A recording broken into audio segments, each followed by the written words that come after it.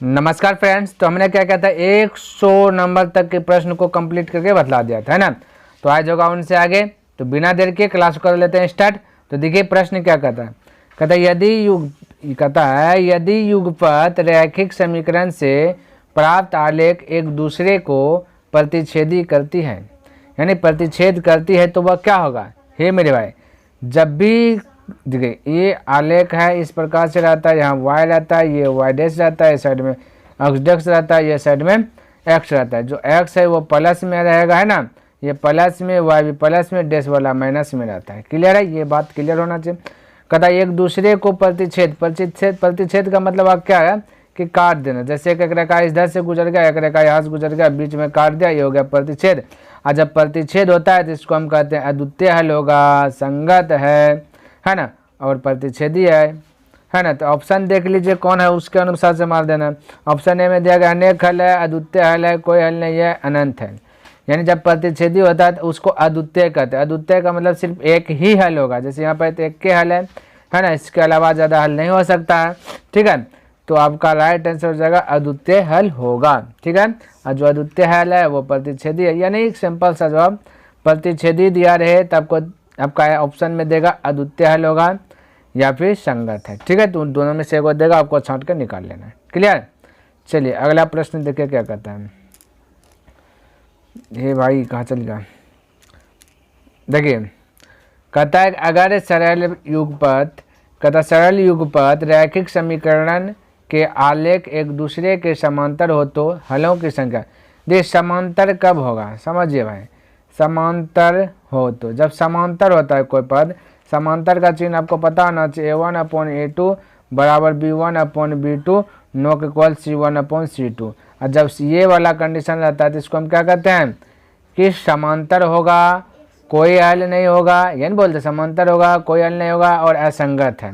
तो ऑप्शन देखिए क्या है, तो बोला अनंत, बोला अनेक हल, ये तो होगा नहीं। अनग्न यानी नग्न तो होगा नहीं। अद्वितीय हल ये भी नहीं होगा, तो कोई नहीं, यानी इनमें से कोई नहीं होगा, क्योंकि इसका राइट आंसर क्या होना चाहिए। हमने बोला अभी जो समांतर होगा उसे कहते हैं कि कोई हल नहीं होगा, है ना, कोई हल नहीं होगा। और क्या बोलते हैं इसको, और बोलते असंगत है। तो लेकिन इनमें से कोई नहीं ऑप्शन मिल रहा, तो डी नंबर आप बोल दीजिएगा करेक्ट, यानी कि कोई नहीं। क्लियर है, 102 का ऑप्शन नंबर डी क्लियर हो जाएगा। ठीक है, चलिए अगला प्रश्न देखिए क्या कहता है, समझिएगा। कहते यदि दो रेखाएं बिंदु 1,0 पर प्रतिच्छेद करते हैं तो x और y के मान हो। हे भाई, जब कहता है कोई प्रतिच्छेद कर रहा है कोई ये वाला ग्राफ है और एक बिंदु इधर से एक बिंदु इस साइड से प्रतिच्छेद करेगा, तो तो यहाँ पे x और y का वैल्यू निकलेगा जैसा कि आपको दिया गया है 1 और 0। तो पहला जो है वो x है, यानी x बराबर 1 है और y बराबर 0 है। ठीक है, तो यहाँ ही पे क्वेश्चन में आंसर छिपा हुआ है। तो आपका आंसर देखिए x बराबर 1 y बराबर 0। तो ऑप्शन नंबर देखिए ए आपका दिया गया, तो ए आपका राइट आंसर हो जाएगा। ठीक है, चलिए अगला प्रश्न देखिए क्या कहता है, समझने का प्रयास कीजिएगा, बिल्कुल आसान है।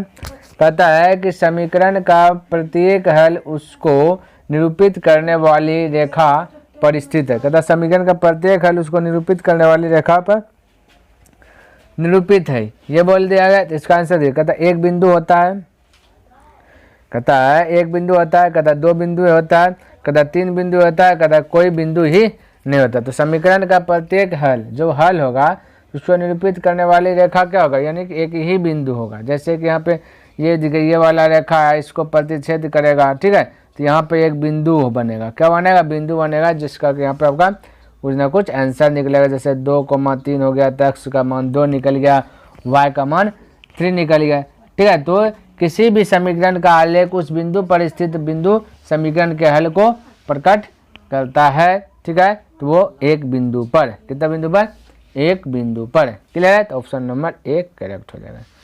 चलिए अगला प्रश्न देखिए, अगला आपका हेडिंग है अनुप्रयोग। क्लियर, ये आपका हेडिंग है। ठीक है, इसको माइंड में रखिएगा। अब इसी पर आधारित जो कि नीचे में प्रश्न आपको दिया रहेगा। कहता है x पर पावर n + 1 का एक गुणक, कहता है एक गुणन जो है कि x + 1 है तो n निश्चित रूप से क्या होगा। तो समझिए मेरे भाई, ऑब्जेक्टिव है तो ऑब्जेक्टिव की तरह ही बनाएंगे। तो हम यदि बोले ये x प्लस 1 है, इसको यदि बहुपद में कन्वर्ट कर दे, बहुपद वाला मेथड, तो इसको इतना बराबर 0 कर सकते हैं, बिल्कुल कर सकते हैं। और x बराबर ये 1 जगह पर तो -1, यहाँ तक कंसेप्ट क्लियर होना चाहिए। अब अगला फंडा दिया, प्रश्न दिया गया x पर पावर n प्लस 1, ठीक है। तो यहाँ पे x के स्थान पे -1 रख लेना, -1 रख लेना, ठीक है। इसको भी बराबर 0 कर दीजिए, इक्वल 0 कर दीजिए, कोई दिक्कत नहीं होना चाहिए। अब ध्यान से देखना है, समझिए n के स्थान पे कुछ भी रखिए, ध्यान रखना, n के स्थान पे आप रखिए, देखिए 1 रख देते, 2 3 5, चेक करना है ना, 6 7, या फिर आप 0 ही रख दीजिए, कोई दिक्कत नहीं। हम यदि n के स्थान पे 1 रखेंगे तो +1 होगा, तो -1 और +1, तो ये हो जाएगा आपका ये बराबर 0 है, यदि है ना, तो -1 का पावर 1 तो -1 हो जाएगा, +1 बराबर 0, यानी ये पर में भी 0, ये पर में 0, यानी कि संतुष्ट कर रहा है 1 रखने के बाद। अच्छा, हम यदि बोल दें कि चलिए 2 रखते हैं, क्या रखते हैं, 2 रख देते पावर, तो यहाँ पर रख दिया कब स्थान पे 2, तो ये +1 है, तो 2 है, पावर में 2 है, तो ये -1 जो इसको +1 बना देगा।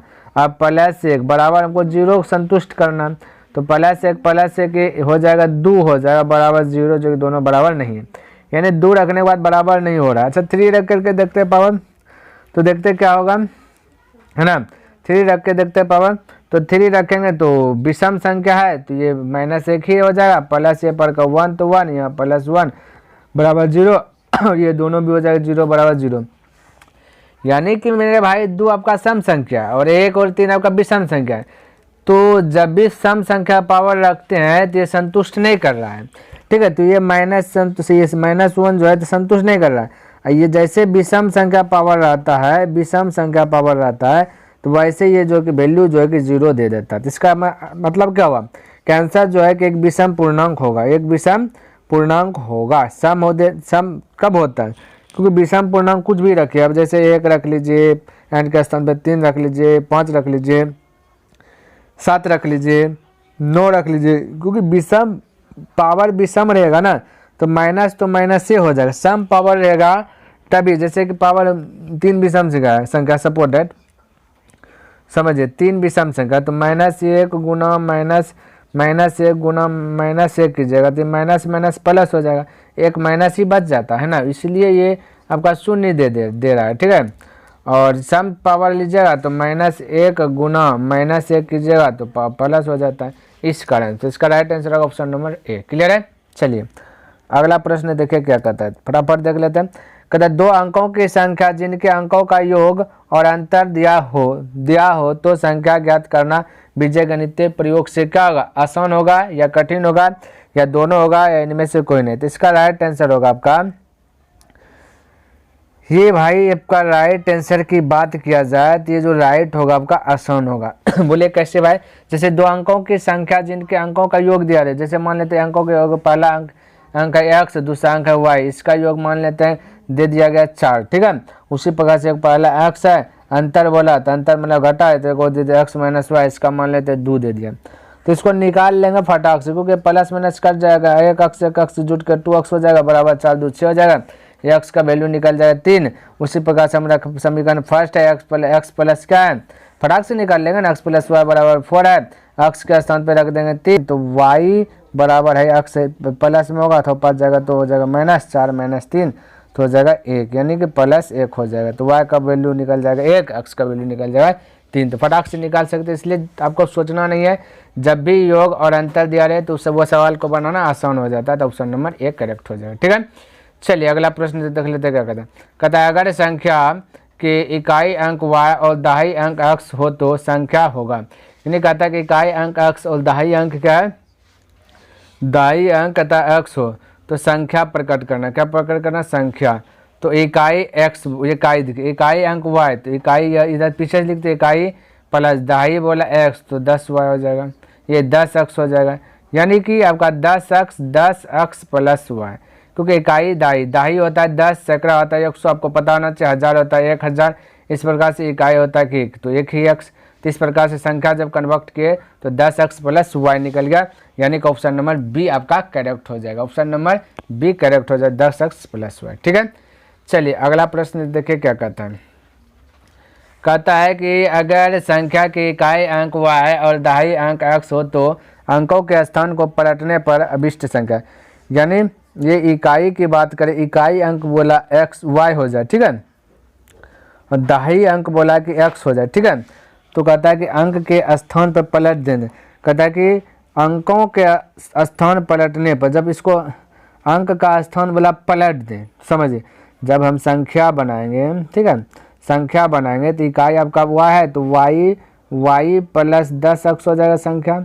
इसका अंक को बोला पलट दो, तो ये अंक एगो x है, एगो अंक y है, तो ये वाला y जो है मेरे भाई, ये y 10 में आ जाएगा और ये वाला x y के स्थान पे हो जाएगा, तो अंक ही ना पलट रहे हैं। तो आपका इस प्रकार से फाइनल होगा 10y प्लस x, तो अंक पलट दिए, देखिए क्या बोला, अंकों के स्थान पलटने पर, तो अंक को पलट दिया तब संख्या कौन बनेगा, 10y प्लस x, यानी कि ऑप्शन नंबर ए आपका करेक्ट हो जाएगा। ठीक है, चलिए उम्मीद है कि आपको ये समझ में आ गया होगा। चलिए अगला प्रश्न देखिए क्या कहता है। कहता है अगर दो संख्याओं के योग और अंतर ज्ञात हो, कहता है योग और अंतर भी पता चल जाए तो समीकरण बनाकर उसका हल कैसा होगा, तो वो संभव होगा मेरे भाई, क्या होगा, संभव, क्योंकि योग और अंतर भी हमने तुरंत बताया, योग अंतर पता रहे तो वो संभव हो जाएगा, उसका आंसर हम निकाल लेंगे। ठीक है, जैसे अभी दो आंसर निकाल के बताए पहले ना। चलिए अगला प्रश्न देखिए क्या दिया गया, समझने का प्रयास कीजिएगा। कहता है एक संख्या दूसरे से दुगुना है, चलिए कोई दिक्कत, मान लेते हैं एक संख्या x है, एक संख्या, ये फर्स्ट संख्या लिख लिए, ये x है, दूसरे संख्या मान लेते हैं y है, दूसरे संख्या यूज कर लेते y। कहता दूसरे संख्या दूसरे से दुगुना है, कहता एक संख्या ये जो है दूसरे से दुगुना है, तो दूसरे से दुगुना है तो दूसरा है y, तो ये पहला आ जाएगा 2x, ये ना दूसरे से दुगुना कर दिए। कहता उसका योग है 27, तो दोनों संख्या का योग x प्लस वाई बराबर हो गया 27, क्लियर, योग मतलब प्लस, तो संख्याएं बताए तो y का स्थान पर रख लीजिए 2x, क्या रख लीजिए, y का स्थान पे 2x रख लीजिए, कोई दिक्कत नहीं। तो x प्लस y का स्थान पे 2x बराबर हो जाएगा 27, तो 1x और 2x हो जाएगा 3x बराबर हो जाएगा 27, तो ये 3 से कट गया 9 बार में, तो x बराबर हो गया 9, x बराबर हो गया आपका कितना मेरे भाई 9 हो गया। तब निकालना आपका क्या चीज़ निकालना, y निकालना है, तो y देखिए समीकरण y बराबर, ये फर्स्ट देखिए, फर्स्ट जूम कर लीजिए, y बराबर 2x है तो हो जाएगा 2, तो 2x के स्थान पर कितना जाए 9, 9 दूना 18 हो जाएगा, y 18, तो ऑप्शन नंबर ए करेक्ट हो जाएगा। ठीक है, x 9 y 18, तो यही हो गया आपका संख्या बताइए, तो 9 और 18 संख्या। ठीक है, चलिए अगला प्रश्न देखिए। अगला कहता है कि यदि शांत जल में नाव की चाल x किलोमीटर प्रति घंटा और धारा की चाल y किलोमीटर प्रति घंटा हो तो धारा की दिशा में नाव की चाल, यानी जिस ओर नाव नदी बहा रहा है, मान लेते इस ओर जो कि नदी बहा रही है, तो नदी जिधर जा रहा है उधर नाव भी चलेगा, तो जाहिर सी बात है नाव का स्पीड ज़्यादा होगा, यानी ज़्यादा दूर तय करेगा। तो इसका मतलब एक बात सेट कीजिए माइंड में, धारा की दिशा में पूछे तो प्लस हो जाएगा, तो पहला x दूसरा y, पहला x दूसरा y किलोमीटर प्रति घंटा, एक घंटा में x प्लस वाई किलोमीटर प्रति घंटा जो है उसका रफ्तार, तो ऑप्शन देख लीजिए x प्लस वाई, यानी ऑप्शन नंबर डी करेक्ट। तो जब धारा की दिशा पूछे तो प्लस कर देंगे, अब विपरीत दिशा पूछे तो माइनस कर देंगे, माइंड में सेट कर लीजिए। ठीक, अगला प्रश्न देखिए, कहता धारा के विपरीत दिशा में चल, तो विपरीत पूछ दिया तो x माइनस वाई हो जाएगा, विपरीत पूछ दिया तो x माइनस क्या आ जाएगा y, यानी कि ऑप्शन नंबर ए करेक्ट हो जाए, x माइनस वाई यानी किलोमीटर प्रति घंटा। क्लियर है, चलिए उसी प्रकार से अब अगला प्रश्न देखिए क्या कहता है। कहता है यदि किसी भिन्न के अंश x और हर y हो तो भिन्न, तो भिन्न बराबर हमने फार्मूला बताया था, भिन्न बराबर x बटे y, अब बोला ही ये अंश x, तो ये अंश x से है, हर बोला y, हर y है, तब का आंसर x बटे y, यानी कि ऑप्शन नंबर सी करेक्ट हो जाएगा। क्लियर है, चलिए अगला प्रश्न फटाफट देख लेते क्या दिएगा। कहता है दो समांतर रेखाओं के सूचित करने का क्या संकेत है, कहते दो समांतर रेखाओं को सूचित करने का क्या संकेत है, तो समांतर रेखा को सूचित कर, जहाँ बोला L और M है, जबकि रेखाएं बोला L M है, तो समांतर सूचित कैसे करेंगे। ठीक है, तो उसको सूचित करने के लिए ऐसे बोलते L समांतर M, इस प्रकार से दिखाते L समांतर M, ऐसे नहीं, ये समांतर का चिन्ह है तो L समांतर M बोलते हैं। तो आपका ऐसा ऑप्शन क्या, ऑप्शन नंबर बी देखिए L समांतर M, तो 14 का 114 का ऑप्शन नंबर बी करेक्ट हो जाएगा। क्लियर है, चलिए नेक्स्ट प्रश्न देखिए क्या दिया। देखिए 115 में कहता है कि रैखिक समीकरण में चर के घात की संख्या होती है। तो रैखिक समीकरण मान लेते हैं सपोर्ट एक्स प्लस बी बराबर 0। तो जब जब रैखिक समीकरण हो तो उसका घात 1 होता है, घात 1 होता है, ध्यान रखना। रैखिक समीकरण में चर के घात क्या होगा, 1 होगा, ये बात फिक्स कर लीजिए, ठीक है। तो ऑप्शन नंबर आपका क्या आ जाएगा, राइट, ऑप्शन नंबर 115 का एक करेक्ट हो जाएगा। क्लियर है। तो उम्मीद करता हूं कि जितना भी प्रश्न हमने बताया सभी आपको जो अच्छे प्रकार से लर्न हो गया होगा। और आज जो है कि 2 चर वाले रैखिक समीकरण जो कि पूर्ण रूप से कंप्लीट हो गया। टोटल 115 प्रश्न जो कि हमने बताया हल करके, और उम्मीद करता हूँ टोटल प्रश्न आपको अच्छी प्रकार से लर्न हो गया होगा। तो बस आपका एक काम बनता है, यदि पसंद आया तो दिल से लाइक कर दें, और पहली बार इस चैनल पर जुड़े तो इस चैनल को सब्सक्राइब भी कर दें, ताकि कोई भी वीडियो अपलोड करें तो आपके पास नोटिफिकेशन के रूप में पहुंच जाए, ठीक है। तो नेक्स्ट दिन मिलते हैं, इनसे आगे लेकर के अगला चैप्टर को लेकर के आएंगे, हाजिर होंगे, ठीक है। तो तब तक के लिए धन्यवाद। जय हिंद, जय भारत।